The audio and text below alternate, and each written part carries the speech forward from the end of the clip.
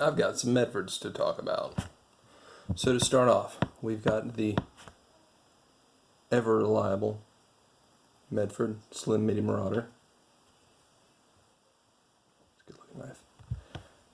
And the contender, the recently acquired, newly released Medford Praetorian Slim.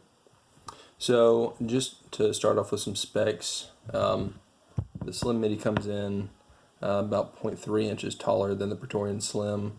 Is about 7.9 inches overall, 7.6. And just as a frame of reference, we've got the Spyderco Paramilitary 2. I'll reverse this camera one day. But yeah, so this comes in at about 8.3 inches overall. So it's still beating this guy out by about 0.4 inches. So aside from the height difference, the handle grip area, they're supposed to have the blades themselves are supposed to be the same length.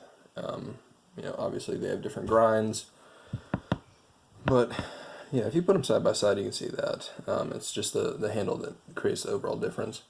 And speaking of the handle, I was initially pretty reluctant to pick up one of these specifically for the handle. I mean, I've got like medium to large size hands, and if you look, that finger grip, those finger grooves are obviously not going to accommodate normal people fingers. But this is an incredibly grippy knife. I mean, not like sticky grippy, but you've got a lot of purchase on this knife.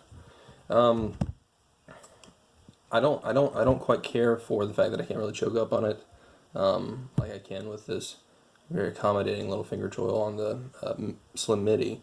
But yeah, I mean, you've got a good hold of this thing. The other big point that I was kind of hesitant to go after was this pocket clip, because I'm used to, it's my fourth Slim MIDI, so I'm very used to these. I like them. I think they're reliable.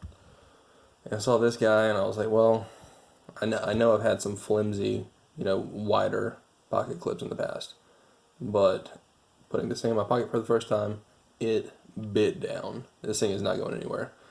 Now, speaking of biting, the probably my one big critique, and I know that Medfords tend to get this a lot because you really have to break them in. This thing's brand new, and you still have a little bit of lock stick on it.